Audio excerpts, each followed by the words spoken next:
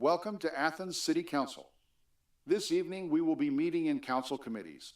The meeting will be called to order by the City Council President, who will then pass discussion over to a respective committee.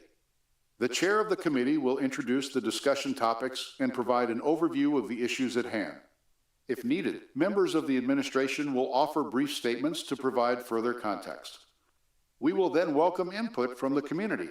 Any citizens who wish to speak will be asked to state their name and address, both verbally and on the sign-in sheet located at the podium.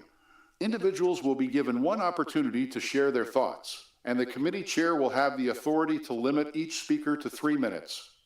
Once all citizens have had the opportunity to speak within the 15-minute time period allotted for total public participation on each topic, the public comment portion will be closed.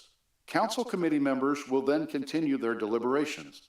There may be additional questions directed to the administration during this time. When the discussion on the topic concludes, the chair will indicate whether legislation will be introduced at the next regular session of council and move on to the next item on the agenda or adjourn the committee if their work is complete.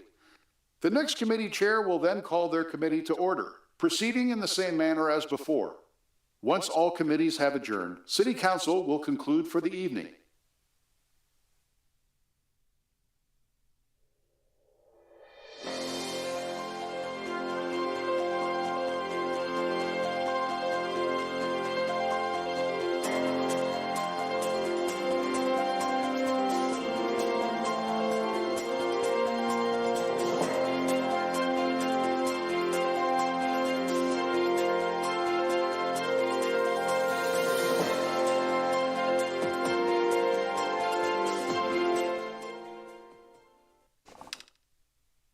Good evening. It's on or about 7 p.m. on February the 24th, 2025. This is a committee session of Athens City Council. I'm Jeff Reisner, the President Pro Tem. I'm in place of President Sam Crow, who is acting mayor. We have 4 committees tonight. We have a committee of the whole. We have a planning and development committee, city and safety services, and finance and personnel committee.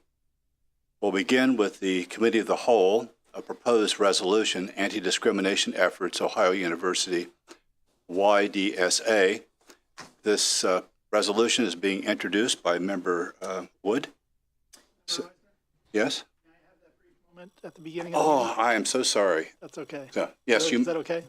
Can we Sorry, Member just Wood. put everything on hold here?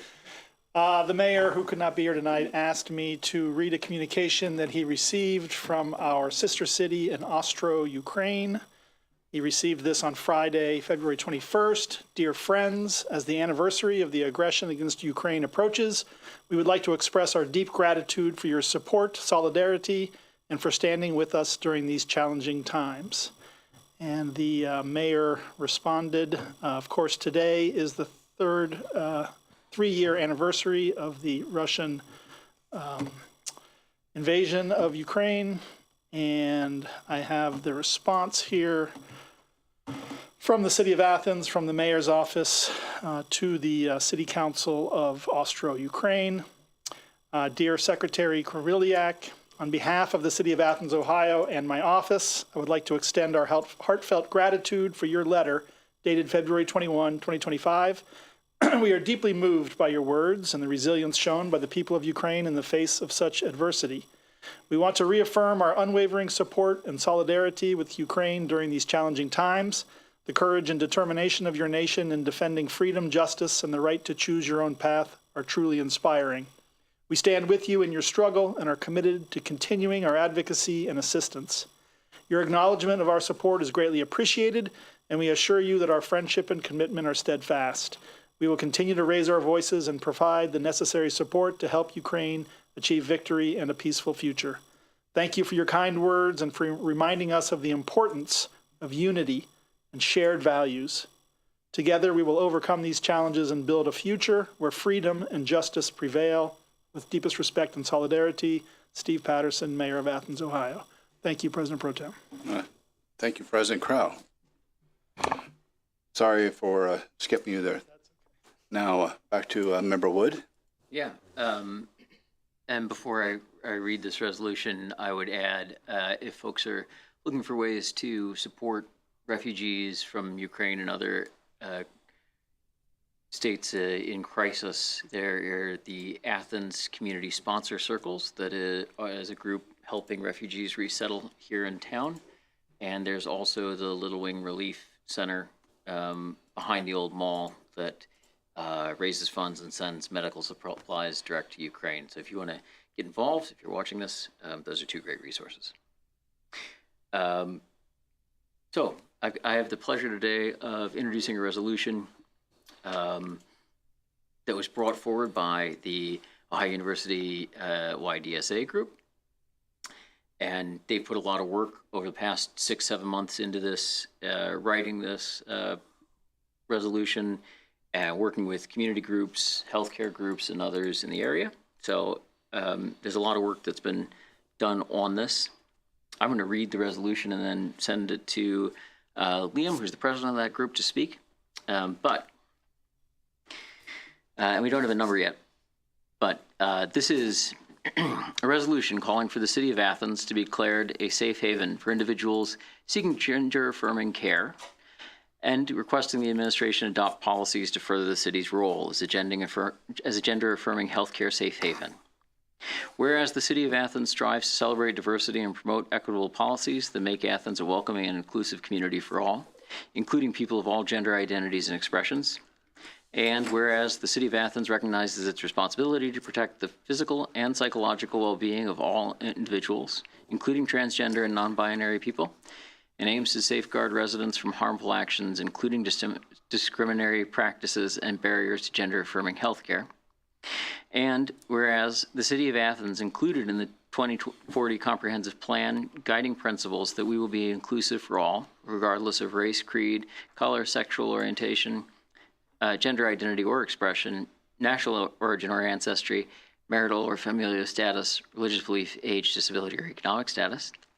And whereas the city of Athens has already demonstrated its commitment to protecting the well-being of transgender and gender nonconforming individuals by adopting Ordinance 08217, which prohibits harmful practices like conversion therapy and efforts to change gender identity with minors, and affirms the city's dedication to safeguards of all residents from such harmful practices.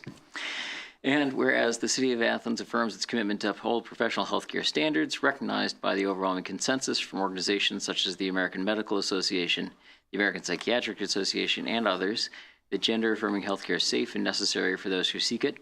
And whereas the city of Athens believes what is deemed medically necessary healthcare should be determined by trained, licensed healthcare professionals in concordance with their patients and in such a way that allows patients to attain their bodily autonomy and that all that entails. And whereas the Ohio General Assembly has recently adopted the SAFE Act, I'm going to skip the sections, which restricts gender-affirming health care and mental health care for minors, and threatens Ohio physicians who provide this care with legal action, which poses an unreasonable barrier to evidence-based health care. And whereas the city of Athens welcomes organizations including, but not limited to, Equidas Health, the Q Clinic, the Planned Parenthood of Ohio, which provide or wish to provide gender-affirming health care. And whereas the scope of gender-affirming health care does not just include transgender and gender nonconforming persons, but also many cisgender individuals who are part of the wider range of medical and wellness concerns. Therefore, be it resolved by the Council of the City of Athens, Ohio. Section 1, Athens City Council expresses its desire for the City of Athens to be considered a safe haven for individuals seeking gender-affirming care and the individuals providing that care. Section 2, Athens City Council encourages the administration to adopt policies to support the city of Athens as a gender-affirming healthcare safe haven, such as the following. A, advocate in favor of formal decriminalization of gender-affirming healthcare and against the criminal prosecution or imposition of administrative penalties on an individual or organization for providing, seeking, receiving, or assisting those seeking or receiving gender-affirming healthcare. Support and encourage access to all evidence-based healthcare that promotes an individual's physical well-being or mental health, continue to provide services in a non-discriminatory manner, and promote policies that protect individuals from discrimination based on gender identity or expression, sexual orientation, sexual health decisions, and all other forms of discrimination that are prohibited by local, state, and federal laws. Support and encourage technologies and initiatives that seek to narrow the access gaps to gender-affirming care, including telehealth, pop-up clinics, travel clinics, and informed consent clinics. Promote efforts that prioritize addressing current and potential threats to the safety and rights of LGBTQIA+ residents of the City of Athens. Deprioritize assisting other authorities' efforts to impose criminal punishment, civil liability, administrative penalties, or professional sanctions on an individual or organization for providing, seeking, or receiving, or assisting another individual who is seeking to receive gender-affirming health care. Protect the privacy of healthcare-related and personally identifiable administration as required by law. Review city policies and statutes so that they promote access to and protection of gender-affirming health care, and encourage businesses and other institutions within the city to adopt similar policies. Section 3, this resolution shall be in full force and effect at the earliest moment permitted by the law upon its passage and approval by the mayor. All right, that was a lot of words. And I'm tired out. So I'm going to pass it to Liam, and I believe we're going to give them 15 minutes. Is that correct? 15 minutes, I believe, will be. Yep. 3 minutes each. Yep. That's it. So I came here today in fear. Fear that my fellow neighbors are on their way to being legally shoved back in the closet.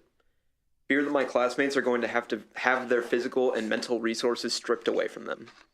Fear that my friends are going to have their personal lives subject to the hatred of legislators and politicians who, quite frankly, have an ideological wish to eliminate my friends from existence. The time has come to put in place local protections, both rhetorical and legal, that would halt the formalized legislative push of transphobia in our state and in our nation. We feel that now is the time to act. There is, at the very least, another 2 years where both state and federal legislatures are controlled by Republicans, who seem to have an overwhelming general consensus that transgender and non-binary individuals deserve to be persecuted and legally discriminated against for their identity, and do not deserve to be treated as individuals who can pursue their own healthcare decisions. As you know, this legislation is not imaginary anymore. The SAFE Act, the Orwellian name the Republicans have given HB 68, is a terrifying piece of legislation which is in the books of the Ohio Revised Code. It specifically applies to trans and non-binary youth, but if Republican legislators are telling the truth, they do not plan to stop here. They will target transgender and non-binary individuals too, if they're given the chance. Athens is the perfect place to have this type of resolution. We are a diverse community, and one which celebrates that fact. A verbal commitment to keeping gender-affirming care in the community would mean a significant amount not only to the LGBTQ+ community of Athens, but from people all across the city from all different identities as well. Furthermore, Athens gender-affirming care providers serve not only the community here, but the larger community of Southeast Ohio and parts of West Virginia as well. A study from the American Medical Association of 18-month gender-affirming hormone therapy found reductions in anxiety and depression symptoms. A more recent study in the AMA journal on puberty blockers and gender-affirming hormone therapy in adolescents found 60% lower odds of depression among youth who had initiated this therapy, combined with those who had not. Similarly, a systematic review of gender-affirming surgical outcomes found that individuals with gender dysphoria who underwent a variety of surgical interventions experienced significant improvements in quality of life and psychological well-being. 90% of LGBTQIA+ youth surveyed by the Trevor Project said in 2024 said recent politics have negatively impacted their mental health, and 45% of transgender and non-binary young people reported that they or their family have considered moving to a different state because of LGBTQIA+ related politics and laws. The science, the studies, they're all in agreement. They say the exact same thing that a trans person or a non-binary person would, that the treatment they're taking is actually better for their well-being, not worse. We should not only trust those people when they say that, but when the hard data agrees with them, we must only take one position: liberation. Thank you.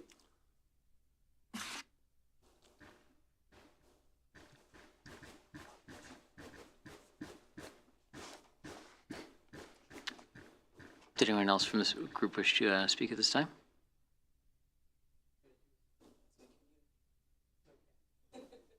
Sure.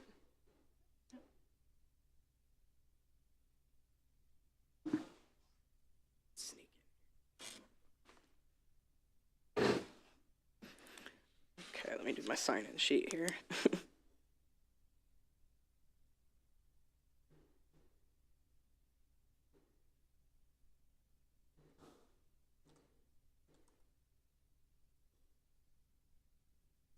All right, me get my notes. Okay. Good evening, council members. Thank you for giving me the opportunity to speak here. My legal name is Sunny Sparks, but for about the last year, I have been going by Oren Underhill, as it's more confirming to my gender identity. I'm here to speak in favor of this resolution.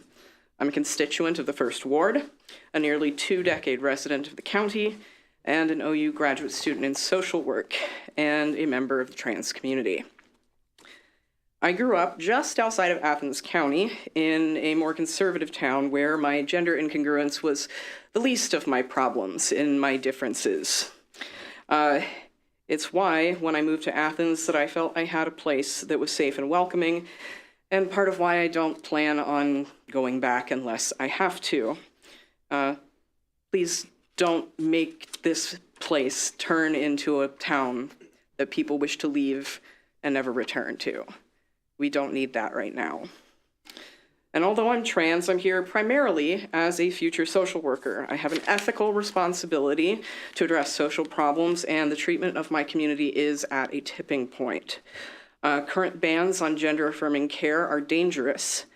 The World Professional Alliance for Trans Health states that gender-affirming care for children can be something so simple as going by their preferred names. And this can apply to cisgender children as well. If little Robert wishes to go by Bobby, no one bats an eye. But if Robert wants to become Robin, suddenly there is an issue. That is something that we can easily overlook and continue to use their preferred names. The Trevor Project is an organization dedicated ending trans youth suicides and reported in 2024 that anti-trans laws correlate with a 72% increase in suicide attempts. Being a sanctuary city or a safe haven would literally save lives.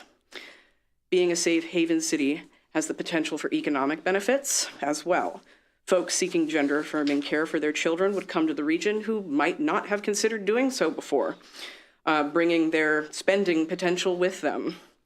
And as a member of the trans community, I'd be proud to see this move forward.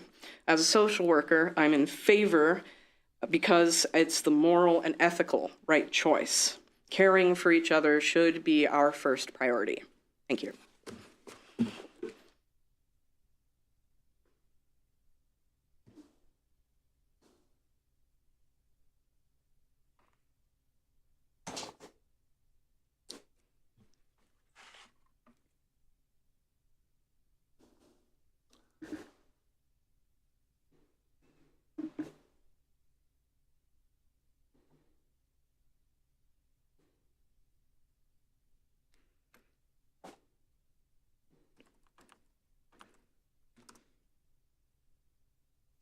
Hello. As a member of the trans community and as a student at Ohio University, I do believe the Safe Haven resolution needs to be put into place as to protect not only the students here, but the people living in the city of Athens. I personally do not seek hormone therapy or any other forms of gender-affirming care, as I am not as dysphoric about my body as many of my trans peers. However, I do see the impact on those peers when they cannot acquire the medical services they need. And if I do eventually decide that I would want that care, I would very much prefer it to be accessible in the city that I currently call home and I already consider as a sanctuary city for my community. Trans people come in all shapes and sizes, and now is the time for the council to say that the city of Athens supports their community. Thank you.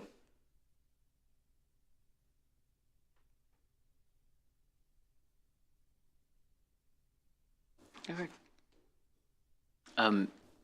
And I'm sorry, would you mind sharing your name and address and writing in the book? Yeah. My name is Abigail Williams, and I live at 38 North McKinney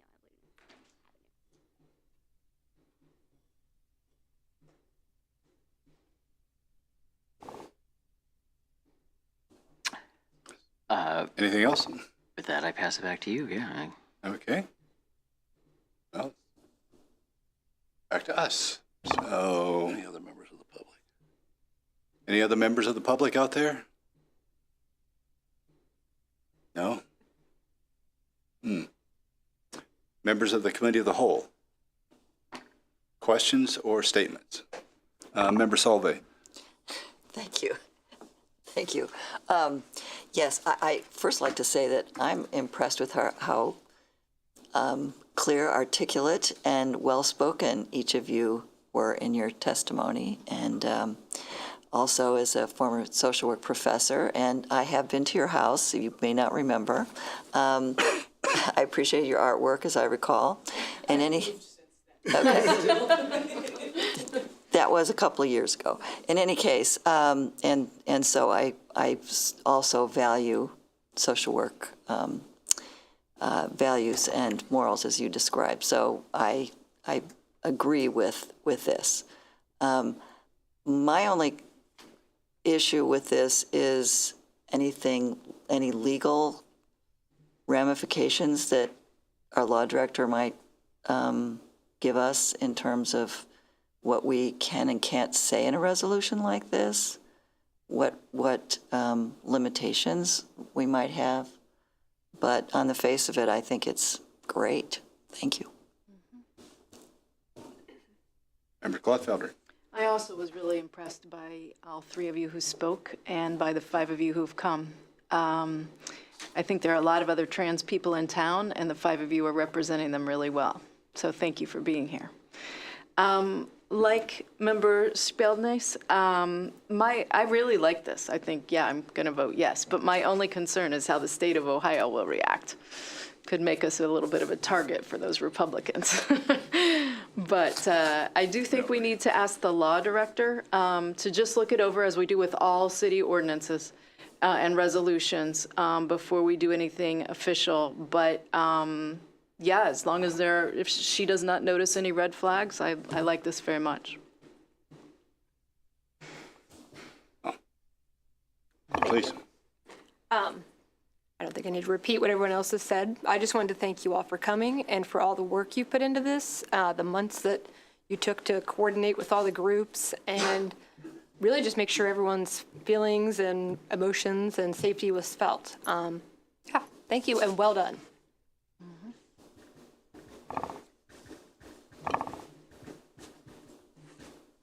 Member McCary.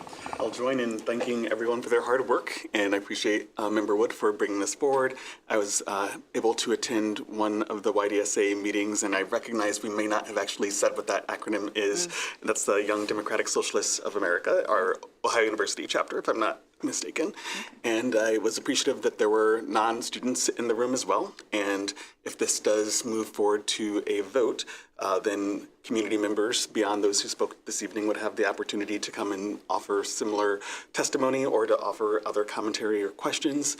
And I'd just like to share that from my perspective as someone who's been a part of the Athens community and Ohio University community for more than 2 decades, when I first came here in 2003, there were no out trans students who were connected to our LGBT center or who were visible in student organizations. And now, as the director of our Pride Center, I can share that for the last few years, probably as early as 2019, I've seen the majority of our visitors on a daily basis using gender-neutral pronouns or being in the midst of their transition or considering it or being non-binary and being proud of that.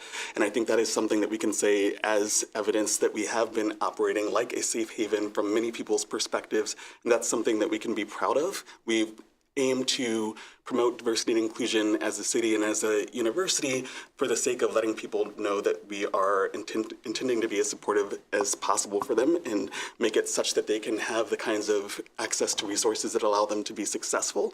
So I would end by sharing that a couple words have come up for me a couple times, including in our acting mayor's reading of the response to our letter of support for our friends in Ukraine, and that is about justice and freedom. And we want people to be free to make decisions for themselves and in conjunction with their doctors and in some cases with their parents. But there's also our known popular lyrics, the land of the free and the home of the brave. sometimes means that we have to be brave in taking on resolutions that comment on the needs of those who are often marginalized and underrepresented. And I'll end there. Thank you. Member Swain. When I first got this resolution, spent a lot of time thinking about it and decided to be very careful and clear in what I say. I have just a 3-paragraph set of remarks I'd like to share. Civic engagement is the cornerstone of a strong democracy and a civil society. Your presence here tonight is a testament to both of those principles. Thank you. Unfortunately, standalone resolutions such as this one we are discussing this evening are simply statements of belief which may or may not manifest in concrete actions. Sadly, with the real or perceived threats to basic individual health care rights that we are experiencing today, statements may very well be necessary. In 2020, Athens City Council adopted the 2040 Comprehensive Plan that includes a statement of our mission and guiding principles. Principle number 8, which was referenced in the proposed resolution, reads, and I quote, "We will be inclusive for all regardless of race, creed, color, sex, sexual orientation, gender identity or expression, national origin or ancestry, marital or familial status, religious belief, age, disability, or economic status." Because gender is mentioned in principle number 8 of our guiding principles, I would offer this suggestion for council to consider. Let's engage the Community Relations Commission to develop language that expands upon Principle 8 and thus incorporates it into our vision statement and guiding principles, which is prominently displayed as part of our 2040 Comprehensive Plan and much more powerful and longer lasting than a standalone resolution. Something I think we might want to consider. Thank you. Member Clodfelder. Just in response to that last point that Member Swank made, I think one of you mentioned the timeliness of this, and I do think that the trans community is under attack right now, nationwide, really, but in the state of Ohio. And so I agree that our comprehensive plan already includes some good language to protect rights, but because, at least from my perspective, the trans community is kind of being targeted right now by, well, frankly, by Republicans. To me, it makes sense to do something like this, to just state that we don't want anybody to be discriminated against in our community at this time. I think right now it's more important than perhaps it would have been 2 years ago.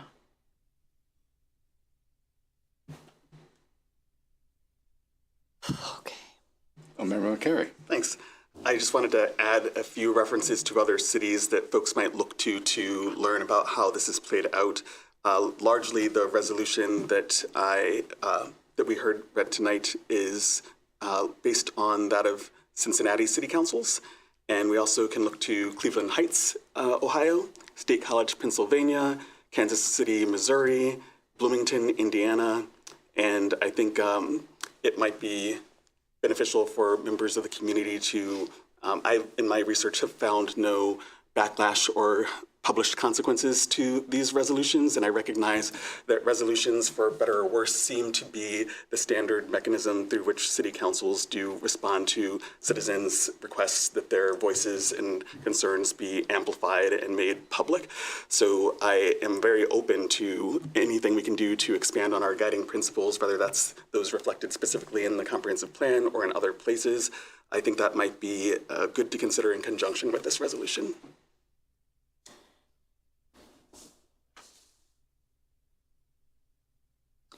Any other comments from the Committee of the Whole? Yes, Member McCary. Thank you. Member Wood, you've been working on this for some time, or at least aware of its progress, and I wonder if you've, in your conversations with citizens, identified any primary concerns or pushback already at this point? I think as this has all been done with positive groups and involved groups, it's been very positive and without pushback. I can't speak to any cons as far as that I've heard. I think it's been a very well researched process. I went to the group in, I think it was October, when they were first talking about this, and encouraged them to reach out to other community groups. They met with Equitas Health and the ACLU, I think, and some other community groups, and did their groundwork to really involve stakeholders. This is very well researched language. Again, I think they did an excellent job of really making it a community effort. And so, yeah, I would like to applaud them for that. Did you have something to add, Leah? I was going to say, we haven't met directly with Equitas. With them, and we've met more directly. So, yeah, all very positive. Thank you. So what do we do next, Mr. President? Do we vote? Well, at this point, you have to make a decision whether you'll introduce a formal resolution next week or at our next session of council, provided, of course, everything's went through the law director's office and back to you, and we know what we're actually voting on. And then I believe it'll be a single reading ordinance. It won't be it won't be three. So there'll have to be, if there's going to be any more discussion, it'll have to be at that meeting. Do we need to vote to move it out of committee now then? No, it's up to you. Great. Well then, excellent. Then we'll move it forward and send it to the law director for review per member request, and hopefully we'll be able to have this done next week as a one reading resolution. Thank you. Okay. Well, that concludes one topic of Committee of the Whole. Any other statements from the mayor or anything before I proceed? Oh, okay. I don't want to make that mistake again. Proposed resolution, tax exempt status of municipal bonds. Yes, that's one of my favorite topics.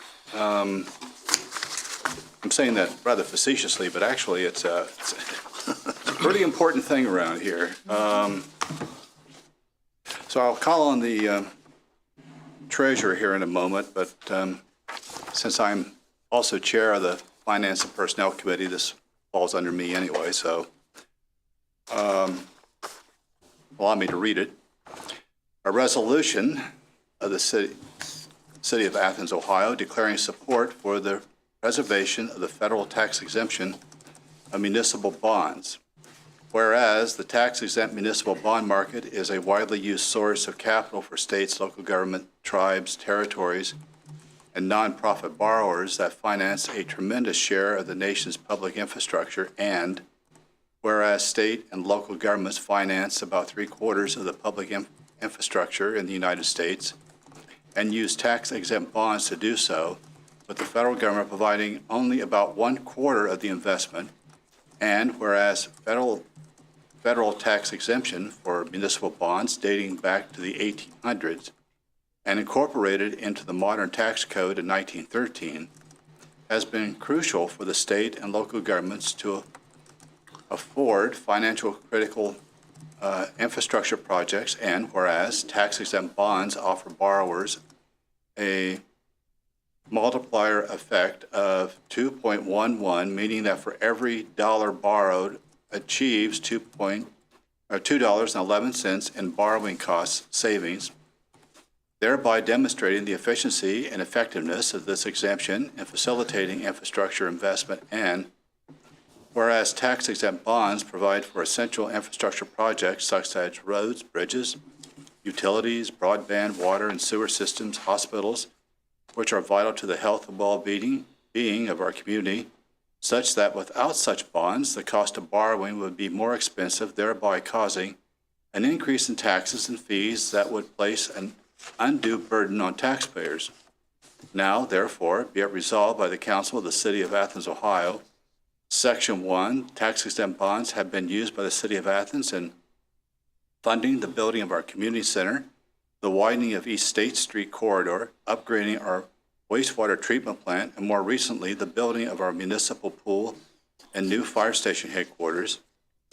Section 2, Athens City Council hereby encourages the Ohio Congressional Delegation to assist the City of Athens, Ohio by preserving the tax-exempt status of municipal bonds, supporting and ensuring that protection of the federal tax exemption of municipal bonds. Section 3, the Clerk of Council is hereby directed to transmit a copy of this resolution to Congressman Troy Alderson, U.S. Senator John Husted, and U.S. Senator Bernie Moreno. Section 4, this ordinance shall be in effect and full force upon passage and approval by the mayor. Does the treasurer have any comments about this topic?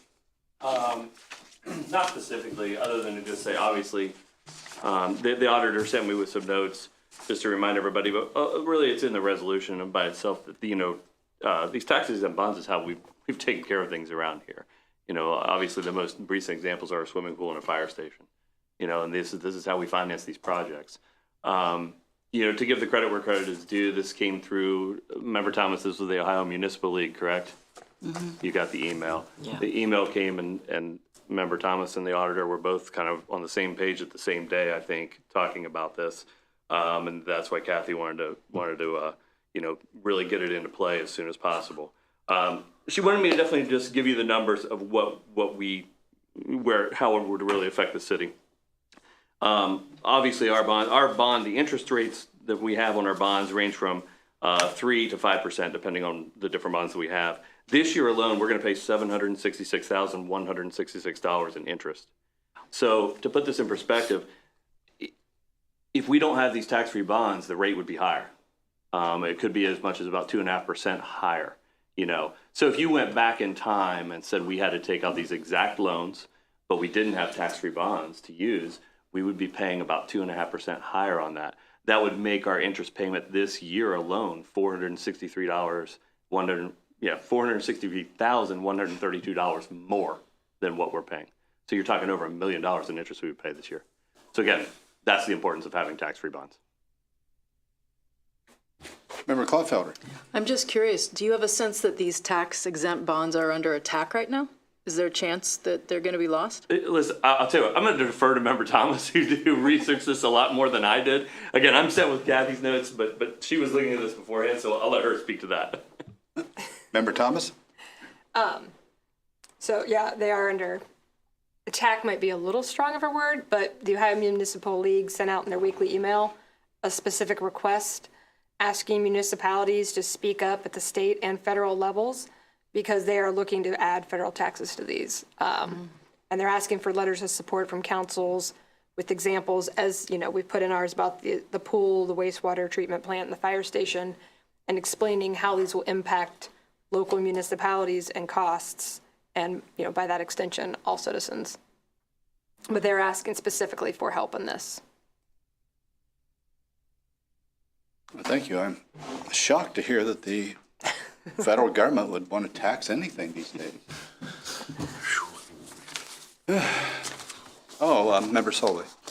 Yes, so the thing that really gasses me about this, and I'm going to put it in that way, is we've seen this continual push by the federal government to have unfunded mandates and push responsibility for everything that needs to get done down to the state and then to the local level.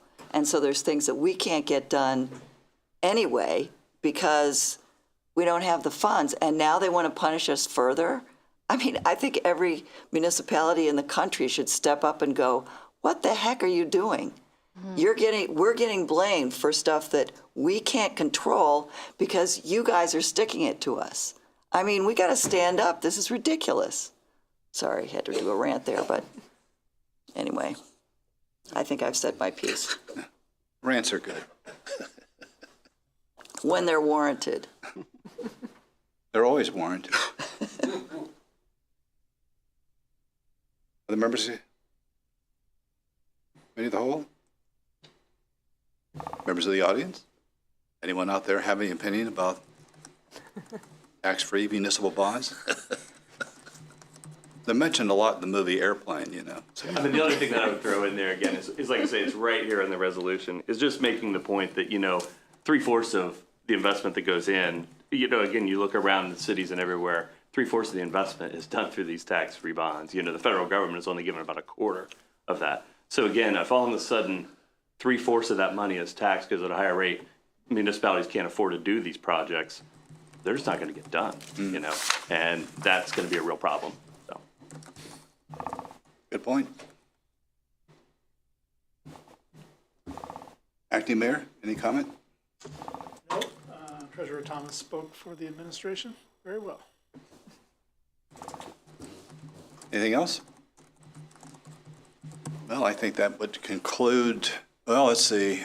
I'll say that since we seem to have agreement on this, next council meeting will introduce this resolution. So, get the ball rolling. So we're going to have a couple of resolutions next time. So that concludes the Committee of the Whole. We'll move on to the Committee Planning and Development Committee. Chaired by Member Swank and Members Thomas, Wood, and Spilness are members. Other members, those who are not members, please sit with the audience. Who's myself? Take it away. Yeah, you can sit up here. Hey. Nah. This is an easy one. Another Title 49 special use of the right-of-way request for a property at 145 Grosvenor, and I say Grosvenor with emphasis. That S in that street is silent. It's kind of like Stimson Avenue. It's Stimson Avenue. There is no P in Stimson Avenue, although we see that quite often. Ryan, if you'd be so kind as to flip up the first picture. You're right here standing in the middle of Grosvenor, looking to the, I guess it would be the west. And what you see right in front of you, that one set of tracks, is actually an alley in the city of Athens. It starts on Grosvenor, and I'm not sure where it goes, but it just kind of dead ends into the woods. If you look closely, just to the left of that garage, you can see what looks like somewhat of a steel fence. Ryan, the next picture, please. There we go. What the applicant who lives at 145 Grosvenor is asking for is to put a fence up in the city right-of-way. This is a classic case of a rental unit which has now been purchased and turned into a single-family home, and the young family that lives there is making all kinds of efforts to restore it to its once beautiful situation. And so doing, they'd like to put the fence there. They need a 7-year use of the right-of-way. And quite honestly, looking at that, I don't think of any city vehicles going anywhere up that hill. So it's a simple request. Everybody agrees. We'll have a one reading resolution, or not one reading. We'll do the 3 reading process starting next week, but that's what we're talking about there.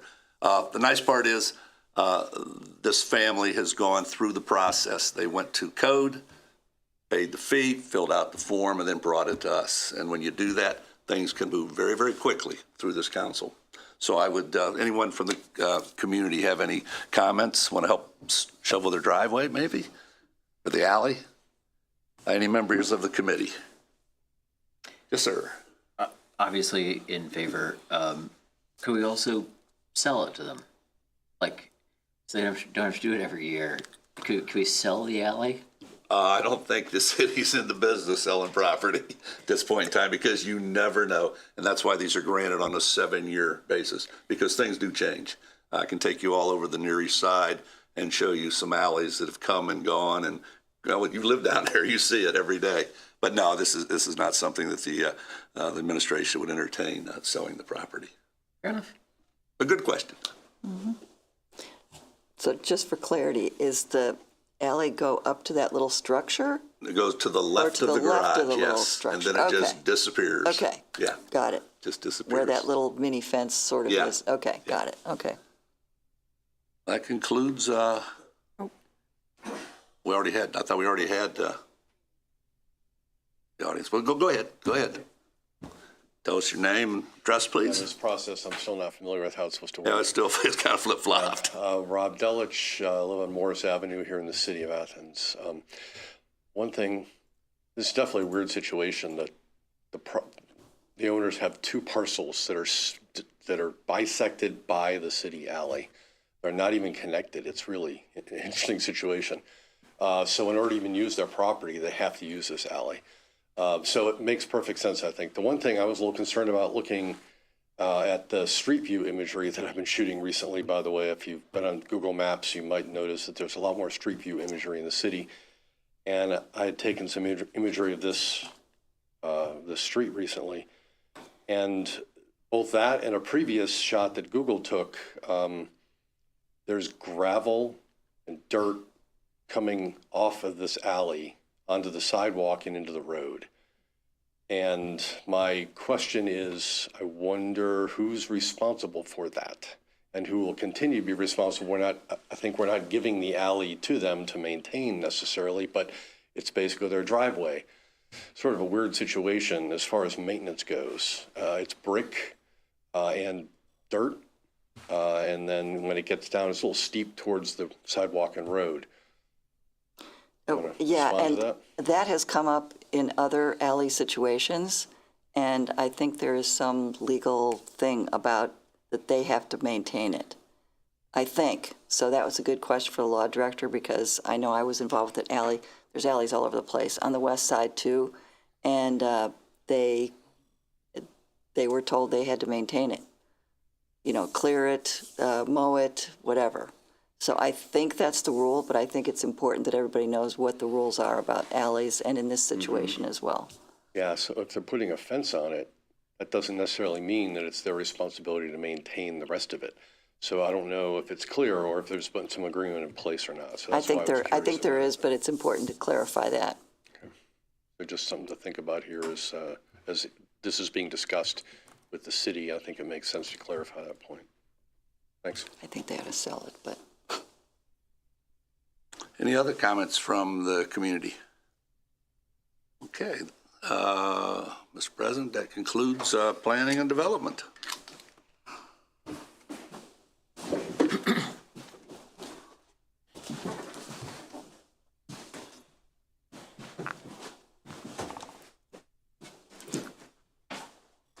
Thank you, Member Swank. Our next committee is City and Safety Services, and that is chaired by Member McCary, Members Reisner, Thomas, and Swank. Take it away. Thank you, President Pro Tem Reisner. We are talking about first fiber project number 347, phase 4 construction. And this is about a phase of construction that will install fiber down Court Street to President Street and then down Richland Avenue to Canterbury, and also connect Fire Station 2, an effort to improve our fiber infrastructure for signals and traffic information. This has been an ongoing effort. The City Safety Services Director has provided detailed information about the costs, which are approximately $450,000. And this phase will install city-owned fiber optic cable from City Hall South underground along Court Street to connect the traffic signals at Union and Court and President, and along under President Street and across the Oxborough Bridge. The fiber will then transition to the conduit installed several years ago with the Richland Pedestrian Passageway Project 311 and the Bridges Sidewalk Project 291, between the Bridges Sidewalk Project 291 down to Schaefer to connect the Richland Schaefer signal. It will then transition back to the new conduit and continue south to connect the overhead variable message sign, then across the Richland Bridge over the Hocking and through the roundabout, where it will include connection points for future camera use. At that point, it will transition to conduit previously installed with the Richland Avenue South Project 244 and proceed south along Richland, connecting the Richland Hooper Signal and Fire Station 2 to the network and stopping at Canterbury. The project will allow the city to drop the Spectrum Business Class Internet service at Fire Station 2, as well as connect all the aforementioned signals and signage to the central network. As with other phases, phase 4 will have a considerable number of additional fiber strands to be leveraged for future economic development or other purposes. So this may all sound familiar to folks as we've been attempting to upgrade our fiber and improve our communications network for years. This project originated in 2022, and now we're ready to begin the next phase. So with that, I believe I invite next comment from the acting mayor, if you have anything. I do not, thank you. The information provided is all that I know too. Absolutely. And then from the treasurer. I'll just throw in just that I knew you'd mentioned the cost of $450,000, and I know that the Director Stone had said that that would be coming from like $400,000 from the street fund, $50,000 from general fund. So in case anyone was wondering where that was going to come from. Appreciate that. I thought there might have been a third fund as well. Oh, maybe that changed since I saw it. Let's see. Okay, so thank you for that note. We propose, reports Director Stone, funding for this work as follows: $400,000 from Street Fund 220, $50,000 from General Fund 101.208, Transaction Class 500. So I guess just those two. Okay. All right. Yeah. Questions from the audience or the public, including council members who are not part of this committee? Please introduce yourself for the record. Beth Clodfelter, South Shannon Avenue. I am curious, with this fiber being run through all of those intersections, is there any goal by the city to synchronize some of those lights to make things more efficient for the drivers and thereby reduce carbon emissions? I've heard that such adjustments for traffic control are one of the intended benefits, but I'm not sure if it's specifically increasing or decreasing or synchronizing the traffic lights, but I think that'd be something neat for us to get some more clarification on, specifically what kind of data this will allow the city to use to improve its traffic flow. Yeah. My 2 cents would be to talk to the administration about this early, about synchronizing the lights early, because it really is a beneficial thing to do. I'm glad we're doing it on East State Street, and it would be nice to do it down Richland Avenue as well. Wonderful. Yeah. Thank you. Sure. Anyone else in the audience who'd like to comment on this fiber project? All right. Any members of the committee? Member Swank. When we got this email this afternoon, this sentence jumped out at me. This phase will install city-owned fiber optic cable from City Hall south underground along Court Street. Is the conduit already there? So we're not going to have to dig anything up. Perfect. Thank you. Great. All right. Seeing no other questions or comments, that covers Project 347's discussion for now, and I believe that will be able to come forward as an ordinance at our next regular session. And that brings us to another project that's been going on for quite some time, project number 317, Dairy Lane, which has had a number of cost adjustments since its inception. It's closely related to project 330, but I have received some specific information on project 317 as an update from Director Stone. Project 317 installed new sewer and new city-owned water on Dairy Lane and new sewer across what we refer to as the Ridges Tier 2 property in support of the county sewer project and new development on that Tier 2 property. In addition to the utilities, this project included relaying the historic brick pavement on Dairy Lane and installation of new sidewalk, as well as a new multi-use path, and also repaving of the existing multi-use path in Southside Park along Dairy Lane. In order to close out Project 317, we need an additional $200,000 appropriated from Street Fund 220. The purpose of these funds is to finish the project. Due to the added sidewalk, bike path, and final quantity adjustments based on field conditions, this is the final payment to close out the project. Delays in the final payment and appropriation request were due to dispute on final quantities between the contractor and construction engineer, which have been resolved. So this is a project that we've been hearing about for quite some time. As we know, costs sometimes increase as projects go on, whether due to the cost of actual materials or unexpected challenges that we have to navigate, resulting in additional materials needed, whether that's concrete or other items. So we want to finally complete this project, and this would be the additional funds required. So we would be calling for an amendment to Ordinance 127-23 to authorize these additional funds. So first, we go to comment from the administration. Do we have anything from the acting mayor or from the treasurer on this item? Good. Great. Members of the public. Project 317 has been very exciting for some time. Last chance. Okay, and back to the committee for any questions or comments.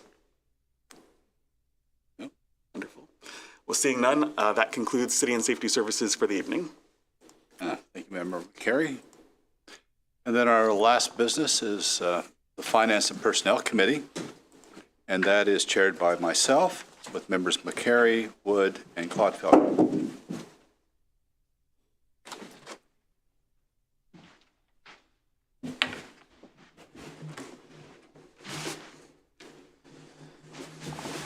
And we just have one item to look at, the 2025 NOPEC Energized Community Grant. Some good news for a change. We've received, the city that is, a grant from NOPEC for $7,337. This will require legislation for City Council to accept the funds so they can be placed, so this can be placed on the on our agenda here tonight.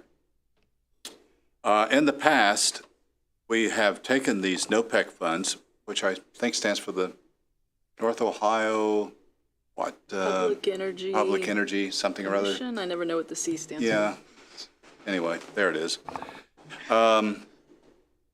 In 2018, we used funds for the Athens Public Transit Solar Bus Shelter, 19 solar-powered personal device charging stations, and 20 near East Side Solar Light Project, 21 continuation of near East Side Solar Light Project, 22 Community Center Energy Efficient LED Lighting Project, 23 the Meadow Lane Pocket Park Solar Pathway Lighting Project, and 24 Voluntary Lawn Tool Going Electric Program Voltage, cute acronym. Anyway, the proposal this time is what's called Quiet Reverence, a sustainable approach to cemetery maintenance, one of my favorite topics.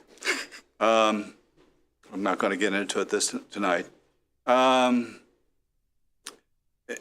The gist of it is the monies would be used to buy new equipment, new tools that are electric powered rather than gasoline or some other diesel. Consequently, fewer carbon emissions, less noise, hence the reverence part of it. So what will be required for next meeting is a ordinance to accept these funds, and then they will be put in the proper fund line, and then they can be drawn on to buy the necessary equipment to make this happen. So that's it in a nutshell. Administration, anything? Got it. Well done. Thank you. I appreciate that. Nothing, no interest rates or anything? No. Okay. Community.